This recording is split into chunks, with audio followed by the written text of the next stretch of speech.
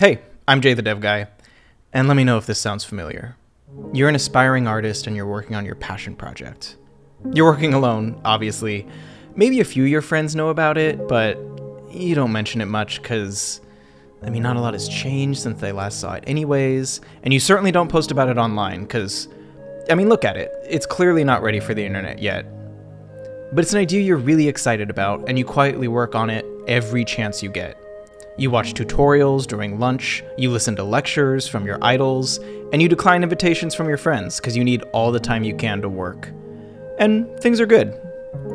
You've had passion projects before, and you don't need me to remind you about the graveyard of abandoned projects sitting beneath your feet. All their corpses died ugly, their skeletons remain unfinished, and their ghosts haunt you every time you start to wonder if this current project will meet the same fate. But this one's different. It's a really, really good idea this time, and you promised yourself it wouldn't scale up out of control. It just needs more work before it's ready to be shown off. So you spend months working on it. Your skills do improve, but not enough to make the thing worth showing. And you're smart enough to know that that's not just the ghosts talking. It really, genuinely still isn't ready for the world. And so a year goes by, and you gave it everything you have. You spent every free minute you had after work.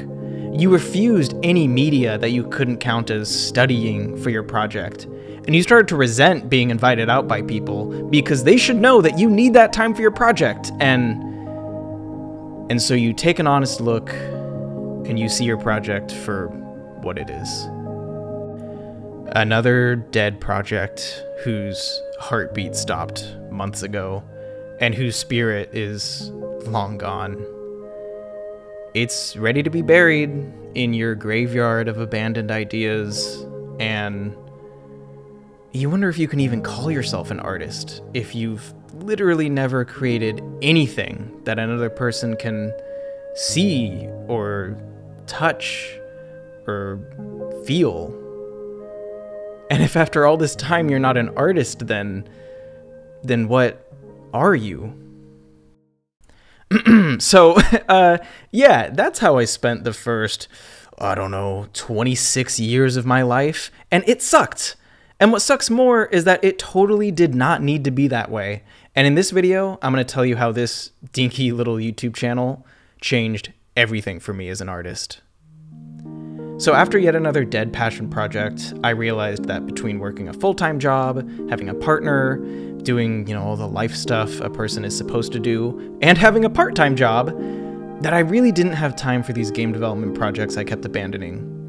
I knew that what I should have done was pivot to smaller games I could actually finish as a hobbyist solo dev, but I failed every time I tried that too, so I just said screw game development. I've always loved YouTube. Maybe I can talk about everything I've learned while piling up this graveyard of abandoned projects, and that can just be a video.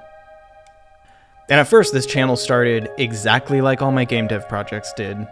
I spent more time thinking about my ideas than working on them. I tried to learn too many new programs at once, and it was quickly becoming way bigger than it should have been. But eventually, after picking a video idea, recording the voiceover, stumbling my way through animating in Blender, and re-recording the voiceover, I did have something. Now, this something wasn't good. The problem with thinking your work sucks is that you're not always wrong. The script was all over the place, the audio was bad for reasons I could never figure out, and the animation was this. I'm sure some of you wouldn't consider this animation terrible, but my background was an animation, so this was supposed to be the part that I was good at.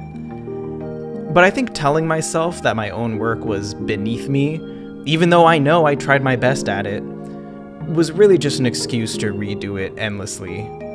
And I'd keep redoing it until it hit some standard that I kept proving that I couldn't reach. Like you're not a temporarily embarrassed 8 out of 10 animator, man. Look at your work. If you keep making 6 out of 10s, you gotta just accept that your skills are a 6 out of 10 and, move on. But I did eventually finish the video, And even if it was just a 6 out of 10, and even if I was tempted to redo the whole thing every single time I looked at it, it was finished. And something about this project being just a YouTube video, it made it a lot easier to just post it. So, on July 16th, 2023, I uploaded my first YouTube video, and I made my first footprint as a digital artist online.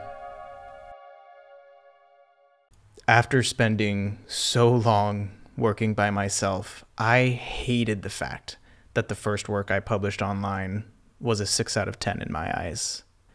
Let me tell you, after spending 26 years giving it everything I had, the fact that it amounted to nothing but this, I mean, it was crushing. But it stayed online, and then something happened. The video didn't blow up or anything. It barely cracked triple-digit views, and it certainly didn't make any money. But what happened was, well, I mean, I guess nothing happened.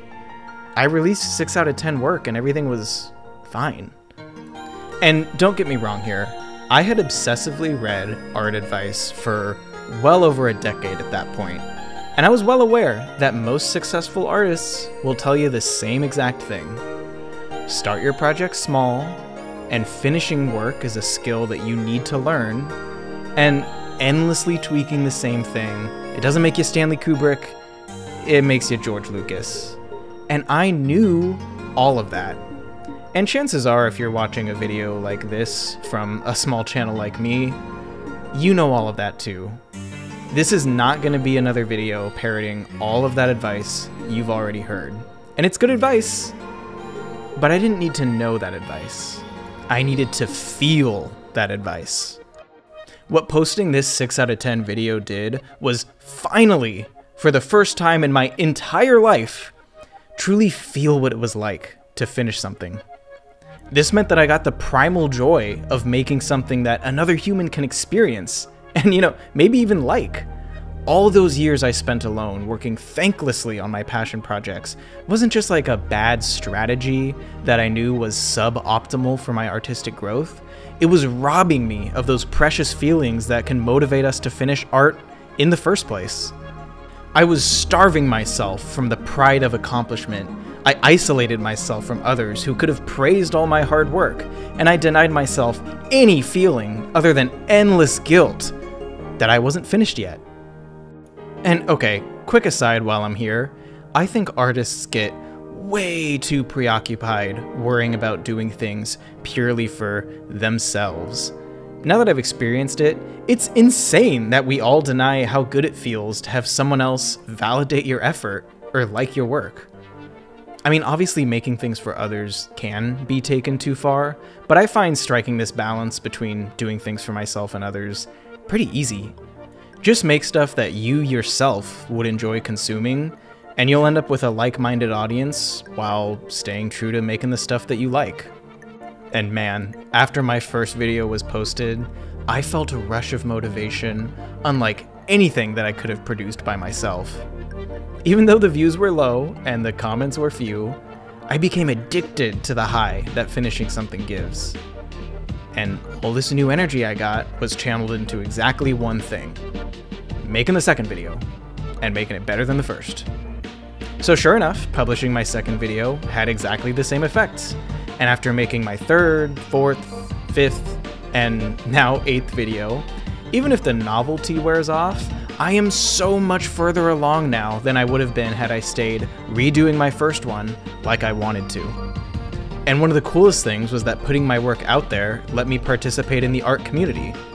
Like, I was invited to the 3D Gang, which is a group of animators making, seriously, some of the craziest stuff on the website, which they mostly use to torture J-Schlatt. What is this actual effort being put in? How do you even make this? But having these peers created so many other feelings that I had denied myself for way too long. I made friends that could relate to the unique problems that my work was giving me. I felt so much pride when I saw a mutual skyrocket to success. And I was motivated to work harder than ever when I was surrounded by people whose respect I was eager to earn. And when I saw their skills surpassing mine, which happened often, I was driven by a sense of friendly competition that I could never get by working alone. I mean, they're who compelled me to overhaul my style for my 3D tuber video. Indulging myself with these primal feelings and reward mechanisms for art is the best thing that could have happened to it. Some of these people need to chill on their animation though, I mean, jeez guys. I think YouTube is one of the best places to find that sense of community, and a great way to support those communities is to watch with YouTube Premium, who's sponsoring this video. I genuinely believe that the best content in the world isn't on TV and isn't on streaming services. The best stuff is here on YouTube. Premium gets rid of mid-roll and banner ads, but shares its subscription fee with the channels you watch, so you still get to support your favorite creators while enjoying an uninterrupted experience. Premium also includes YouTube Music, so it basically bundles an entire music streaming service on top of supporting the best video content you can find online, so I think it's the only paid media subscription you'd ever need. Signing up using the link in the description will get you a 2-month free trial of YouTube Premium instead of the usual one, and I may earn a small commission, which helps support this channel and the games I'm making. So check it out if that interests you. All that being said, I'm not saying to succeed in art or game development, you have to go start a YouTube channel.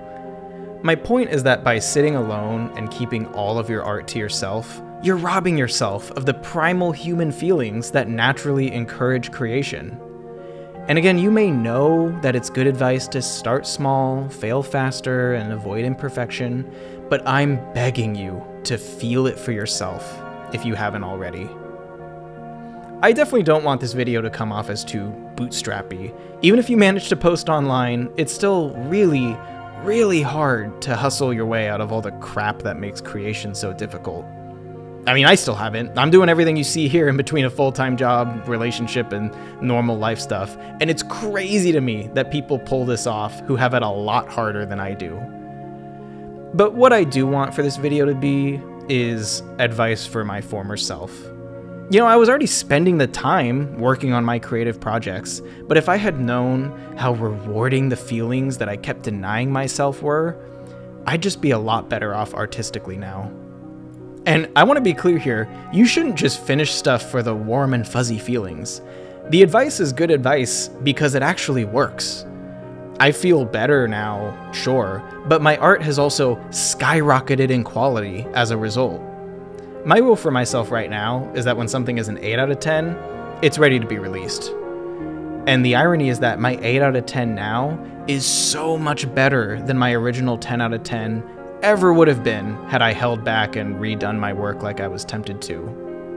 And now that I reward my monkey brain with the positive feelings of creation, it has become so much easier to sit down, focus on my work, and improve. You know, chasing that 10 out of 10, it's endless. Releasing an 8 out of 10 lets me be proud of my art without tying me down to all the old work I've since outgrown. And for me at least, I'd rather have a catalog of 8s than a brain full of 10s. I spent plenty of time living that way, and this is just so much better. And without a doubt, the most rewarding part of putting myself online has been interacting with fans. I draw these profile pictures for certain tiers of my Patreon, and it led me to the biggest realization of my career so far. You know, I got paid to draw someone's fursona. And drawing a fursona is like a pivotal stepping stone in a digital artist's career. So I realized, what if I could use this paid Patreon tier to speedrun career milestones as fast as possible? So I'm very happy to update you on the Jay the Dev Guy Art Commission Bingo. The plan was that if I can get a bingo on this card from Patreon art commissions, I'm guaranteed a prosperous art career. So I made this free spot in the middle, which is a fursona, obviously, and I was really banking on this left column with Sonic OCs and Rule 63. Let's see how filling it out has gone since the last video. I've got Ring Around Me's, Sylveon's, and Voxelfloof's fursonas. Sylveon and Vox's are Roblox skins, so we'll put them over here and leave Ring Around Me's in the middle. French Fry Addict commissioned this KK slider for me while I was writing this script, so it can go here. Kyle had the audacity to send me an OC with 40 pages of backstory on a Google Doc, so he's definitely earned that space. Now, Jade Harley wanted both Homestuck and a woman buying Wonder Bread, so I guess we'll just put this here. And the real Dirk Strider is really doubling down on the speedrun strats by commissioning Dirk Strider from Homestuck, gender bent for Rule 63, in a weirdly specific pose, wearing a My Little Pony outfit, and hitting the Muscle Lady spot if I can fit. So I've also done a few commissions that are just for support without bingo maxing, so thank you Sebastian, Spygun21, and Corey. I appreciate the break. Samo commissioned me too, but I refuse to thank him publicly for this. So, as you can see, I've got a few promising leads on the bingo. It looks like the bottom row here is just missing the most obscure Nintendo character imaginable, and an OC that's an obvious ripoff of a popular character. It's kind of a tough pair to bank on. Surely this second column with Scalies and edgy anime boys is way more likely. And I'm still missing the Sonic OC, which could make this diagonal a viable strategy. Anyway, I'll be sure to keep you updated. I hope you enjoyed the video. Subscribe to follow me and my game development projects, and for any important plot updates on my art commission bingo and career. Thanks for being a part of me make this YouTube thing happen. I really meant everything I said in this video. Making this channel and having you watch has changed me artistically forever. So, thanks for watching. See you next time.